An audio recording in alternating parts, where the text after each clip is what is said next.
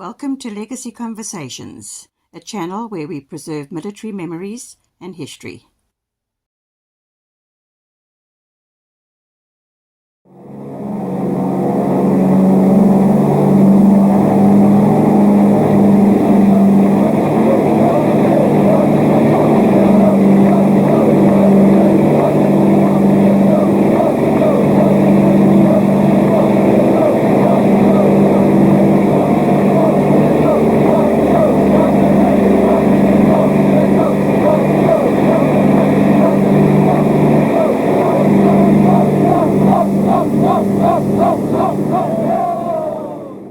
Hello everyone, it's Koos here. Welcome to the show.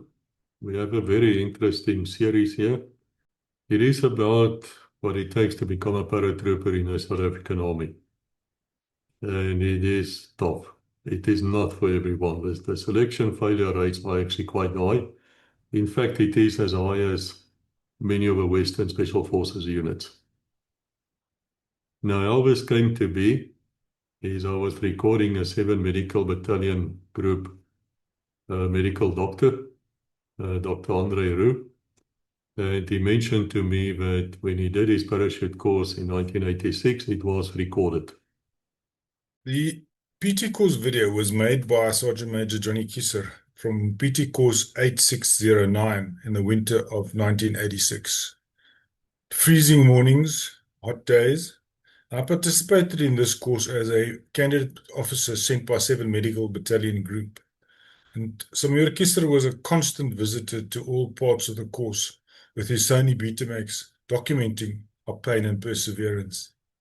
After the course, he offered copies to sale for us, and although it was quite cheap, in retrospect, it seemed a lot on our military salaries in those days. Leon Pretorius, 7-mate pharmacist who was on the course with me, bought a copy, and we later transferred this to VHS. And this copy ended up in a box at my house and moved with me several times over the years.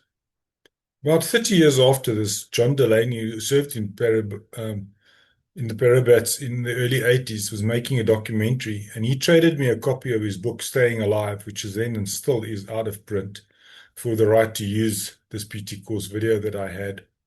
I then contacted Major Kisser and asked for his permission to use the video, and he readily gave this, but it was on condition that it should be used with respect, both to those pictured in it and to the unit. And we obviously agreed that this, being old members of the unit, was exactly what the idea was. In all my interaction with other veterans over the years, Andrew Lees, who was on the course with me, and I'm proud to say in a boxing session, fortunately not documented, only knocked me down twice, also had a copy of Major Kisser's video, and therefore another complete record of these incredible 2 life-changing weeks remained. And it's been one of our goals for years to somehow preserve this video and make this memory interesting to the thousands of guys who went through this. This eventually led me to question the Legacy Conversations, and it's a great honor and pleasure for me to finally see this record of the 2-week Parabat course preserved as a token of respect for those of our generation who put our hands up and dared to take the chance. And it is, as far as our knowledge goes, the only recording of the entire course from the day you arrive and from the day that the PT selection starts, which I call the PT course, but in fact it was a selection, until you go through the hangar phase, and then of course you jump and you receive your wings.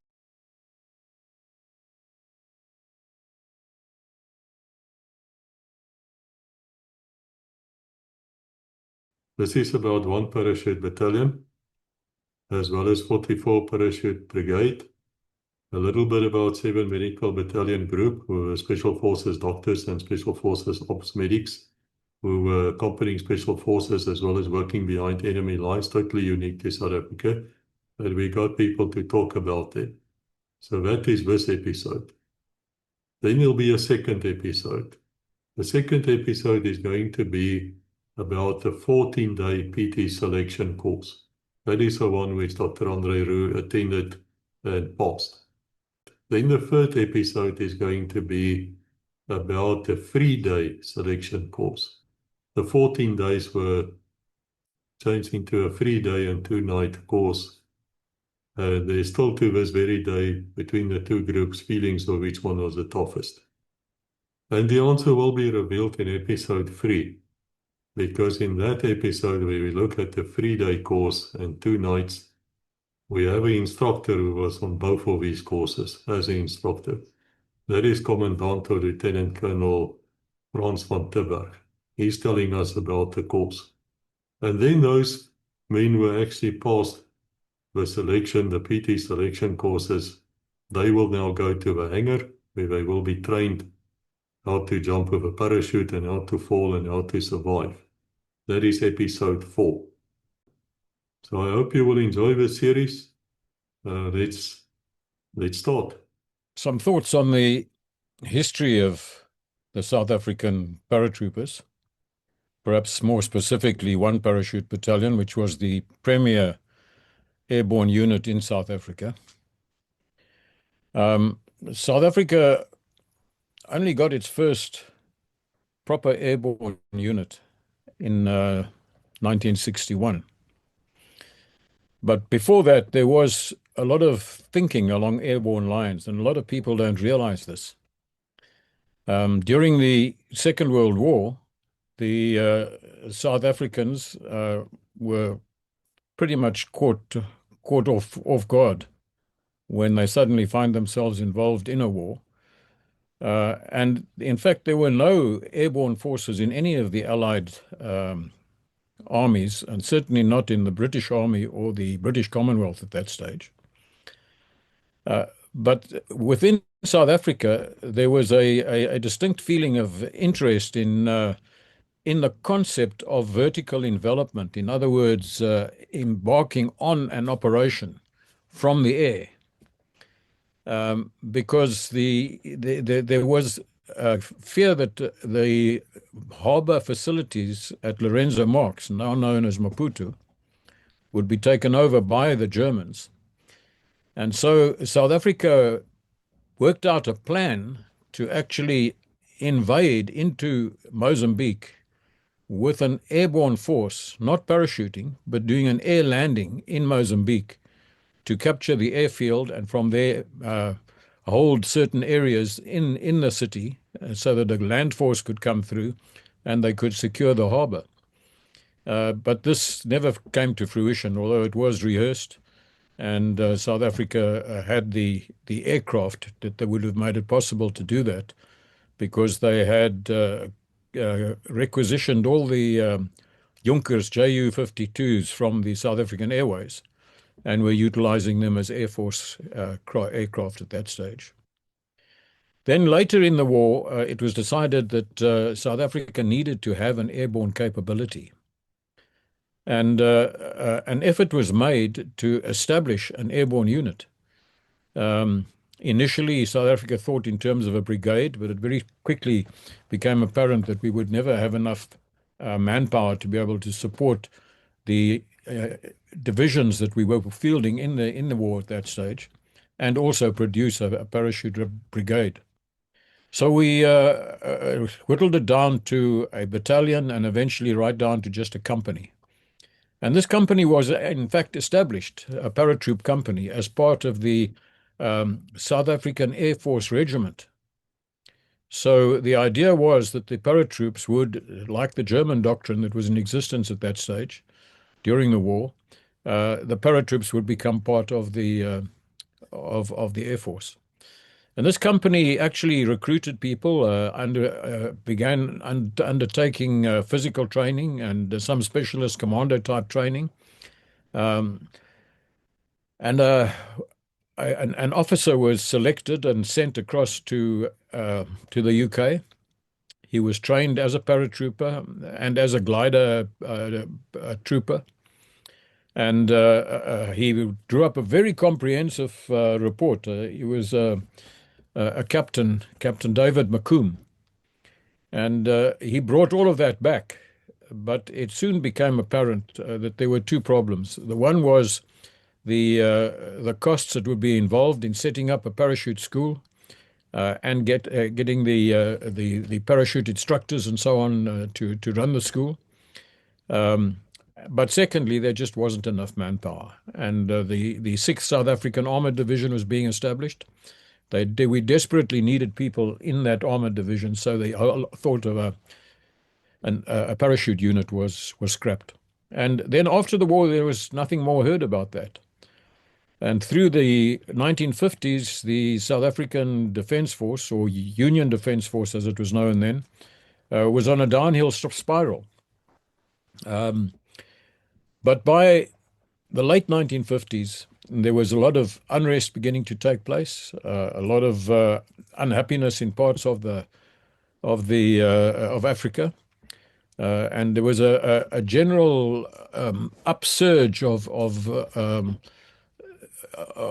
decolonialism, which was starting to take place. And within South Africa, there was a lot of concern about the antagonism from the rest of the world, the increasing isolationism that South Africa was experiencing, the efforts of the National Party government to break ties with Britain and to distance themselves from many of the allies from the Second World War. And generally, the situation was not very comfortable for South Africa. And the military started to realize that we needed to do something about rebuilding our military capability. And so a number of things were undertaken, amongst them a decision to establish a parachute unit and another decision to acquire helicopters. And these two trains of thought took place more or less simultaneously in the late 1950s. And the man behind the idea to establish a parachute unit was actually an Air Force officer, a former chief of the Air Force, or Chief of Air Staff as it was known then, Stephen Melville, who later became the Commandant General. And he sent out a directive that a parachute unit must be formed, and that one of the two mobile watch units which existed at that stage, 1 and 2 mobile watch, they were engineer units, but they were also trained for infantry work. But they were very small units, only about a company strength each one. And they were permanent force units. The troops in those units were permanent force men. And one of them was to be converted into a parachute unit. The call went out for volunteers, and from units and headquarters all over South Africa, a total of 36 men came together at the military college in Pretoria. And they were put through a really stringent selection course designed by the PTIs from the PT branch of the military college. None of them knew anything about parachute training and parachute jumping, but they did know how to put people through a really tough selection course. There were trained paratroopers in South Africa because more than 50 people, mainly officers, had been seconded to the British Armed Forces during the Second World War as to parachute units. And they were trained as paratroopers, and they participated in parachute operations in Italy, in Greece, in France, in Holland, Arnhem. There were South Africans involved in all of those, but a very small number, and they were scattered through the other units. And some of those were permanent force people, and they were serving at that stage. But for some reason, none of these were selected to go. The powers that be decided on a man by the name of Willem Low, who was the officer commanding a 2 mobile watch. And he went with these 15. 3 of them were from the Air Force, 2 were parachute packers, and 1 was a pilot, a Dakota pilot, because the Dakota was the largest aircraft that we had in the Air Force at that stage, a transport aircraft. There was 1 medical officer, and the rest were Army personnel. very few infantry, interestingly enough. There were armored corps men, there were all sorts of others, but there were also a handful of infantrymen amongst them. And they spent a few months in the UK and were trained by the Royal Air Force, because in the British system, all parachute training is done by the Air Force. So they went to RAF Abingdon, and they all did the basic parachute course, during which they completed 8 jumps to qualify, jumping from various types of aircraft, none of which we had in South Africa, because the British were no longer using the Dakota at that stage. They used the Beverly and the Hastings. They also did 2 jumps from a Westland helicopter, because the Westland was the British version of the American Sikorsky, and we had the Sikorsky S-55 in South Africa. So the Westland helicopter was very similar to the Sikorsky, and they did 2 jumps out of those. They also did their first 2 jumps from a tethered balloon, a balloon, that the type of balloons that were used during the Second World War as barrage balloons on cables to prevent the enemy from flying over an area to drop bombs. And these balloons had been, some of them had been modified with a cage underneath that you could jump from. And so the British system that was in place at that stage started off with 2 jumps out of balloons. And then after that, they jumped from the aircraft. They had to do 6 jumps from aircraft, including 2 jumps with equipment and 1 jump at night. But Lowe asked for our people to also jump from the helicopter, because we didn't have barrage balloons in South Africa. And he thought that he would use the helicopter for the first 2 jumps as a static platform with no slipstream, and that guys could just jump. That's what the big advantage of jumping from a balloon was. In the event, it was found that it wasn't really necessary. But the first 2 jumps that the South Africans did, the first South Africans who were trained in South Africa, the first 2 jumps that they did were from the Sikorsky helicopter. But thereafter, it wasn't used anymore. It was just found to be superfluous. Anyway, Lowe and his men got back to South Africa. The army members were all trained as parachute instructors as well. They did the complete dispatcher and parachute jumping instructor course, as well as DZ safety officer course. So they were all fully qualified, and they went to great lengths to make sure that they really, really did well and fully understood all the implications, the technical implications of the equipment as well. Because when they returned to South Africa, this was the time that we were becoming a republic and breaking ties with Britain. So they knew that when they got back to South Africa, they would no longer have access to that sort of training. And when they got back, they set up the new unit in Bloemfontein. Lowe's unit was converted to 1 parachute battalion, which wasn't really a battalion. It only had an approved strength of about 185 people, and that included all the logistic and administrative and such people. So it was really just a large company. But when they in the face of a lot of adversity, they eventually got the equipment all built and set up, and they battled to get parachutes. The first course that was held only had 12 parachutes, and they were of 3 different kinds. And the problem had been that but from the time they arrived back, which was in December 1960, they arrived back from the UK, they had to now build this new unit and all the parachute training apparatus that was needed, and they had to acquire parachutes. But they needed to test parachutes to see which would be the most suitable for South African conditions. And all they had when they started the first course, which was in the first selection was in a, and they didn't call it a selection course, and they didn't call it a PT course. They called it an acclimatization course,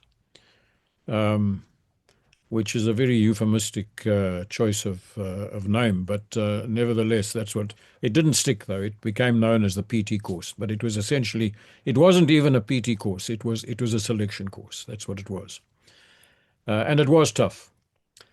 But nevertheless, of the 65 volunteers they managed to get for the first South African course, 50 of them passed the course, passed the selection, and passed the parachute course. But the parachute course took them quite a long time, because for these 50 guys, they only had 12 parachutes. So 12 guys could jump. And then and the only aircraft they had were Dakotas. So the Dakotas were modified with overhead cables and side cables and various other things that were fitted in and tested. And all they had were these 12 parachutes. So the guys would jump, 12 of them, and then the next 12 would have to wait until all those parachutes had been repacked. And then the next 12 could jump. So it took a long time for this course to qualify, but eventually they did. And that was in early 1962. But the new unit had difficulty getting more volunteers. That first 50 was about as many people as they could get hold of. And they wanted, the authorities in the military wanted this new one parachute battalion, which was only a company size, to be have permanent force people.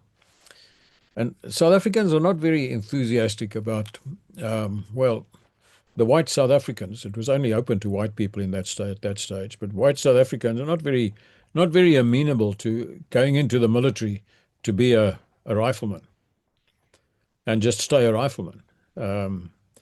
They wanted to go in and become a corporal and then a sergeant and so on. You can't have a whole unit consisting of sergeants and sergeants major. So they had difficulty trying to get up to strength. They really, and they couldn't get up to strength.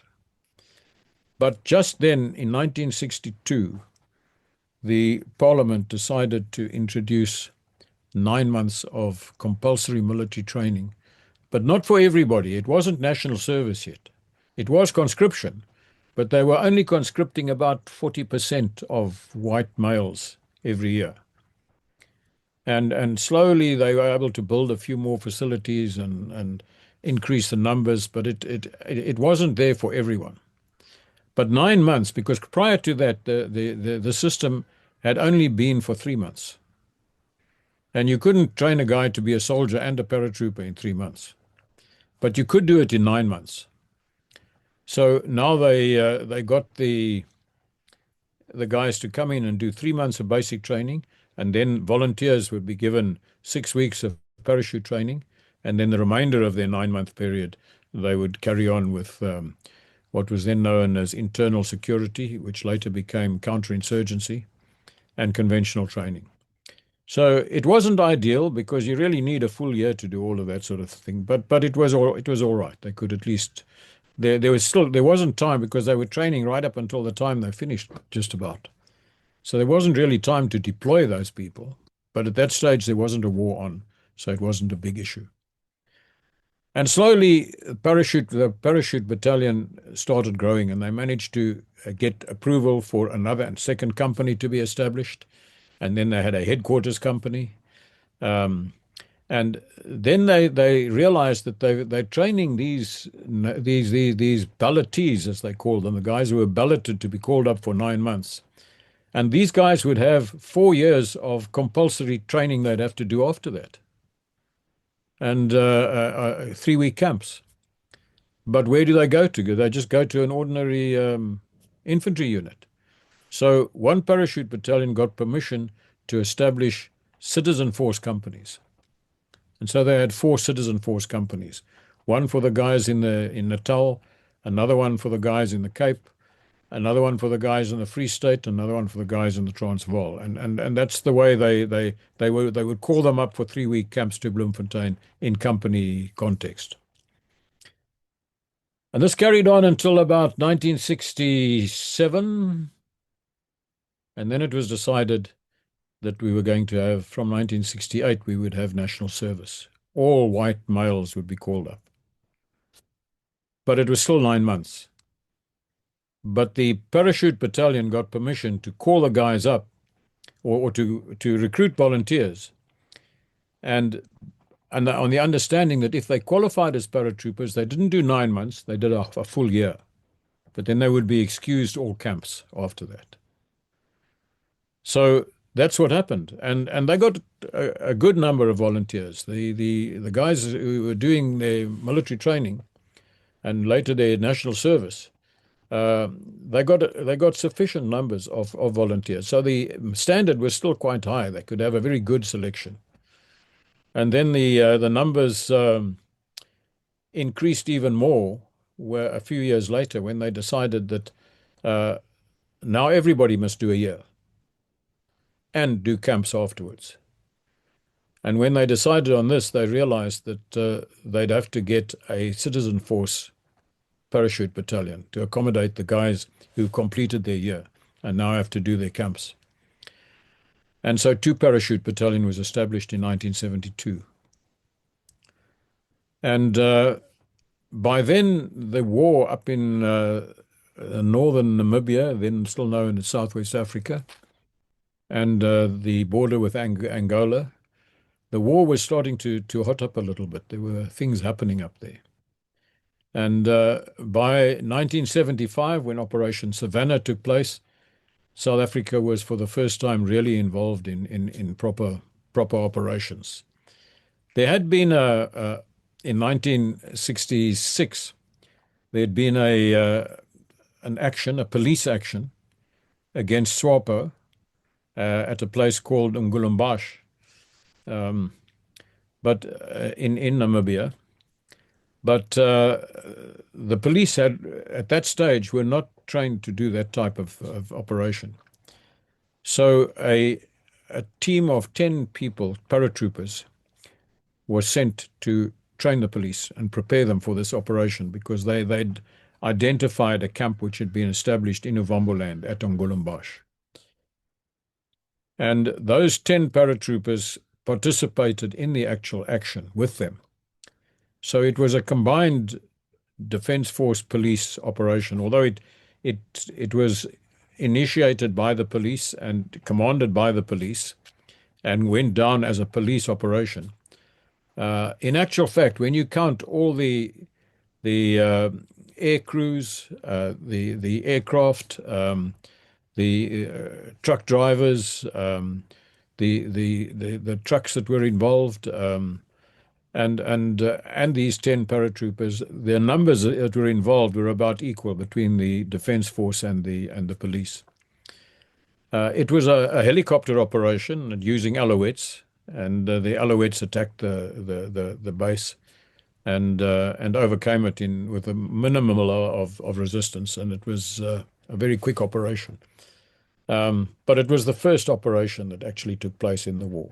And for many people, they regard that as the start of the war, that became known as the Border War. But after Operation Savannah in 1975, South Africa became very involved in the war on the border, and there were more and more calls for more and more paratroopers. And it was at that stage that it was decided that already a 3rd Parachute Battalion had been established, 3 Parachute Battalion, also citizen force. And it was decided to establish a Parachute Brigade headquarters for these 3 Parachute Battalions to come under, and then to get additional units like engineers, signals, and so on for the parachute formation. There were a lot of problems in the beginning. And long before the brigade had even been established, the operation on Kasinga took place, for which a brigade headquarters was called into existence. Everyone knew that there was going to be a brigade soon, but it wasn't there yet. But a headquarters was placed there with General Du Plessis in charge of it. And then a composite battalion was formed from 1, 2, and 3 parachute battalions. And it was a very under-strength battalion. It was less than 400 people in the battalion. But it was commanded by Colonel Jan Breitenbach. And it carried out the attack on Kasinga, which was the first major parachute operation that we'd carried out. We'd carried out smaller operations with up to company strength and platoon and company strength in 1974 and 75. But in 78, when Kasinga took place, it was the largest operation that we'd taken part in. And in fact, we never carried out one that was not an assault that was bigger than that. We had other parachute operations that were also battalion-sized, but they weren't parachute assaults. They were insertion of paratroopers into the hostile territory. So the paratroopers were then being used as a fire force at Ondangwa. Later, towards the end of the Rhodesian War, the paratroopers were being deployed at company strength in Rhodesia as fire forces. And there were 2 fire forces that for 6 months they were manned just by South African companies, a company in each of those fire forces. And they did tours of duty ranging from about 4 weeks to about 6 weeks, 3, 4, and up to 6 weeks at a time, but then they would change them. So they had many companies during those 6 months that deployed inside Rhodesia as fire forces. And they came from 1, 2, and 3 parachute battalions. Then the brigade started growing, and eventually, after the first few years, when things didn't go very well, the brigade started growing. It was decided that parachute battalion, as the training unit and the parachute school, would be kept apart from the brigade and would work just with national servicemen. And it would deploy the companies that are trained, send them up to the operational area, whereas the parachute brigade looked after the citizen force parachute battalions, and including now 4 parachute battalion, which also came into being. So there were 3 parachute battalions. There was also an artillery regiment, 18 Light Regiment. There was an anti-aircraft regiment, 44 anti-aircraft regiment. There was 44 parachute engineer regiment, and there was 37 field workshop, 101 air supply unit, the 44 maintenance unit, and then there were smaller units part of this parachute brigade, like 44 anti-tank company, 44 Pathfinder company, and 44 dispatcher company. So all of these elements, most of them citizen force, fell under the brigade, and 1 parachute battalion continued with its training responsibility, its selection, its parachute training, and deploying its companies. And during their 2-year period, because by then national service had gone up to 2 years, and they made quite an impact. There were times when 1 parachute battalion, on one occasion, it had 6 companies deployed in one operation, not all under the same headquarters in the same battle group, but all in the same operation, which was quite an accomplishment. And they participated in all of the major operations that took place in Angola. They also carried out a number of parachute drops in Zambia of company strength and that more or less that size. Then the internal situation started getting very, very out of hand, and a lot of the companies were deployed internally in the townships, helping to keep the unrest down. And they were deployed all over South Africa, in KZN, or it was then just known as Natal, in the Western Cape, in the Eastern Cape, all around Pretoria and the Johannesburg area. And of course, the end of the war came, and then we had to withdraw all our forces. And one of in fact, the last combat elements to leave the area of the operational area from Ondangwa was a company of paratroopers that was withdrawn, a company from 4 Parachute Battalion. But then the Great Peace broke out, and the defence budget was drastically slashed, and the Defence Force had to cut down its size significantly. And this meant that the Parachute Brigade began to shrink. 1 Parachute Battalion came under command of the brigade. The brigade, which at that stage was one of the most potent non-superpower airborne formations in the world, because it really had a tremendous capability. But this had to all diminish and get smaller, and national service came to an end.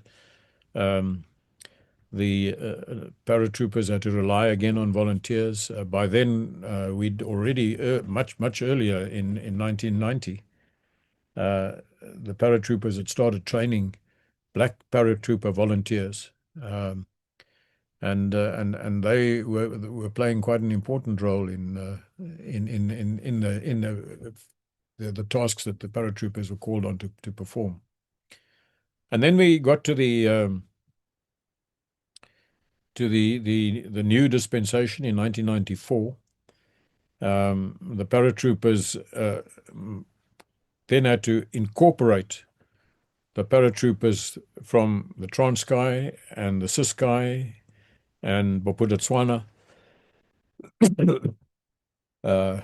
32 Battalion was disbanded, and by then about 2 companies of 32 Battalion had already been trained as paratroopers. So they were all incorporated into 44 Parachute Brigade, which later was downgraded to just a regiment and just infantry, and it lost all the other airborne capabilities. But that infantry regiment now of paratroopers had to incorporate the cultures of all these different other elements, from 32 Battalion to the TDF and the CDF and BOP Defence Force, and it was a very challenging and very difficult time. And there was no more national service, and the commanders at that stage were faced with a lot of challenges to make things work. And to their credit, they did. And later in 1998, when Operation Boleas took place and South Africa invaded Lesotho, the paratroopers played a crucial role.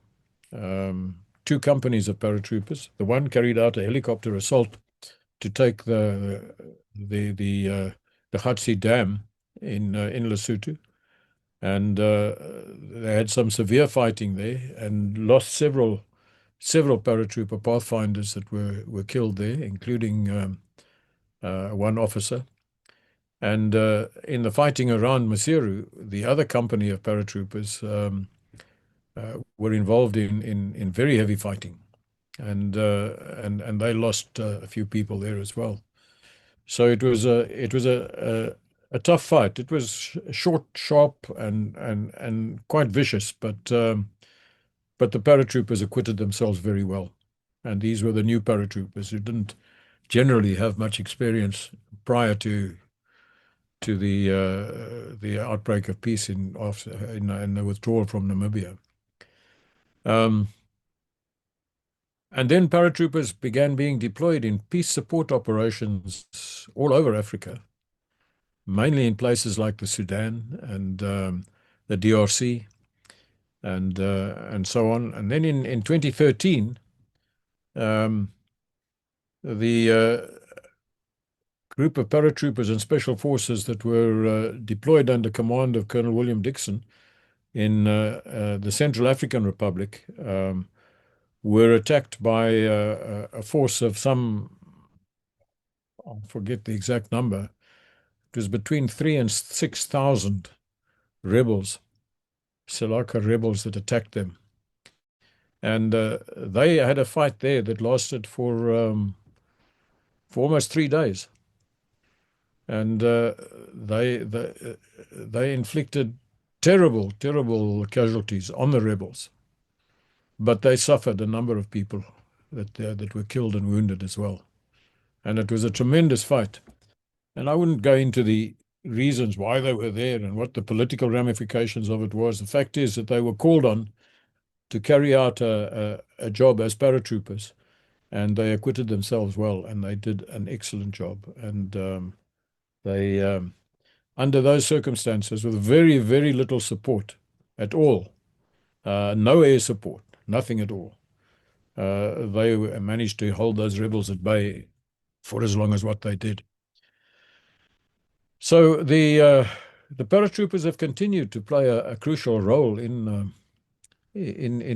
this South African defence. And together with another paratrooper, one of the citizen force paratroopers, Steve Camp, I've been working on a book on a history of the airborne forces, and we're hoping to get that out fairly soon. This is a mock-up of what the book will look like. It will be a big coffee table book, not a small book, but it's going to be called The Iron Eagle, and it's a history of South Africa's paratroopers. And we're trying to cover it up to round about, as recent as what we can get to with the available information that is at our disposal. And it will cover from the early thoughts about airborne cooperations by the South Africans in the Second World War, working through to the establishment of one parachute battalion, the training of the people in the UK, the first operations that the South Africans were involved in. We'll be looking at the equipment used by the South Africans and the development of that equipment, the parachutes, the aircraft, the introduction of free-fall parachuting, the concept of pathfinders, combined operations and joint operations, and the whole concept of integrated forces, the mobility that the helicopters have provided for the paratroopers, different vehicles that were used by the paratroopers, webbing, weapons, all of these things we'll be looking at in this book, and hopefully it will be a worthwhile record of the airborne forces of South Africa. I dare want to compliment 7 Medical Battalion Group on their performances in the time I was there. They had a notable better passing rate than the average. I think it was in the 80%. It was extraordinary. Well, if you look at the airborne forces, South Africa established the Parachute Brigade in the early 60s, and medical support was always very important during any war. And on record, we have the first doctor who did the jump course was a Dr. Anton Klomp. That was in 1963. And very interesting to know was that he participated in Operation Wildebeest in 1966. He was a major then, with Captain Jan Breitenbach being the team leader in that operation. And then the medical support to the parachute forces were not very structured. We had General Tony Dippenaar, who was involved in Operation Savannah. He was a doctor himself, but he recruited doctors to do the jump course and help with medical support to the airborne forces. So in the early 80s, Dr. Wouter Basson was tasked to look into very more structured medical support to special forces. Now, with the South African Defence Forces doctrine of we are a small country with a small military force, life is very important, and we have the philosophy in medicine, save a life, save a limb, and then you use the golden hour. So with this in mind, it was very important to have the highest medical care available to the combat forces in the airborne and special forces. So Dr. Basson had a more structured approach in the early 80s, and then doctors were trained in all the disciplines, which was a static line, free fall. We were 5 doctors who had the Halo qualification, where you jump with oxygen masks from 30,000 feet. And then another capability is the tandem masters, where doctors never trained as tandem masters, but if you needed a specialist, you could deliver him as a passenger via tandem master. Another development for the parachute brigade was the air droppable surgical post that 7Met developed, and that was used in Bangui. It's a mobile post. It can be airdropped or delivered via fixed wing aircraft.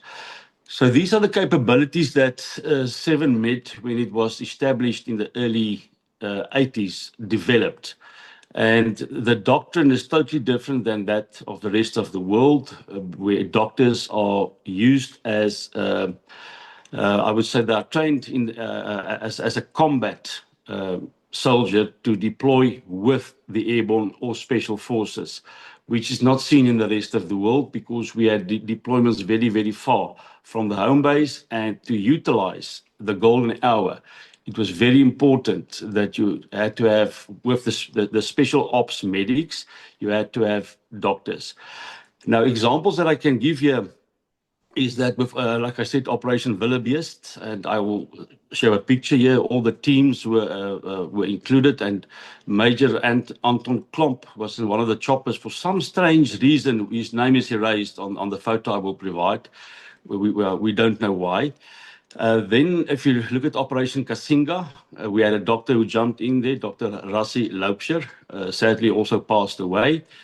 But he was in that operation, and in his time, we had a Dr. Kevin Sevior, Willie Nell, all doctors who were recruited by the then General Tony Dippenaar to deploy with the airborne forces. And like I said, in the 80s, early 80s, it changed to a more structured approach from Special Forces HQ, where at first doctors and later ops medics were trained in the Special Forces cycle, and then a shortened version of that. But the static line training was part of it, and the doctors didn't get any discount. You had to go through the same physical selection. It's exactly the same. As a matter of fact, sometimes they were quite hard on the doctors and the medics, because they thought, what are you doing here? But if you look at the greater structure, it was there to save their lives when you went into combat with those airborne and special forces soldiers. Another operation that I can mention that the 7Met members participated in was an Operation Boreas. If you look at the special ops medics, they were deployed with the parachute brigade and the special forces. But 7Met was established to support special forces. So doctors were trained to work in a 6-man team. And also then we were trained to work with the pathfinders. These two groupings are mainly guerrilla trained forces, and whereas the parachute brigade are trained as a conventional force.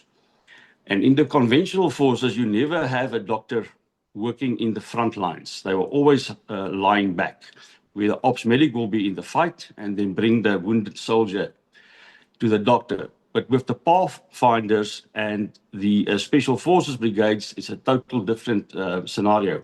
Interesting is that the doctors, we were trained to work with the pathfinders and the operators.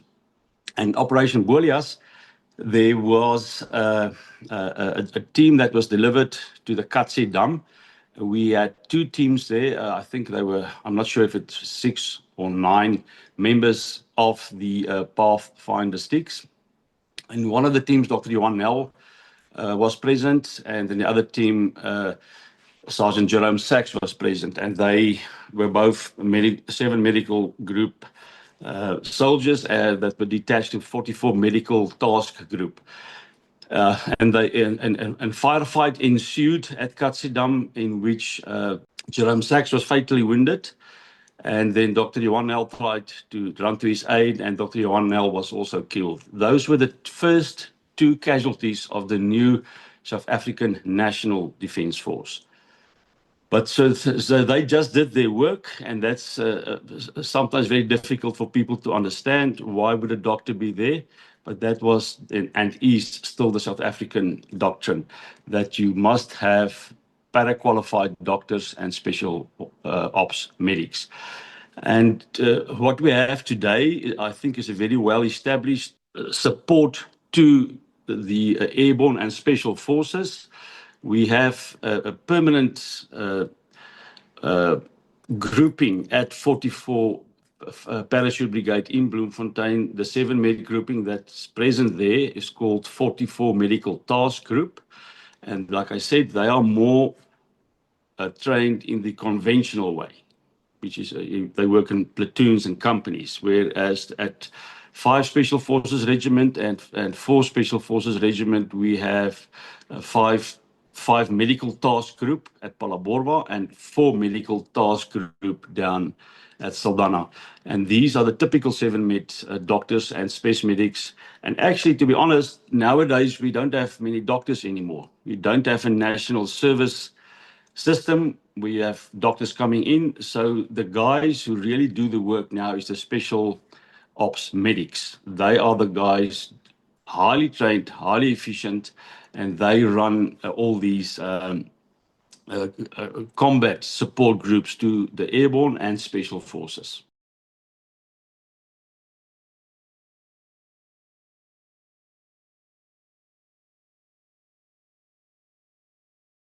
Okay, gentlemen, I'm sure that you understand now where the paratroopers come from. You understand now where 7 Medical Battalion Group comes from.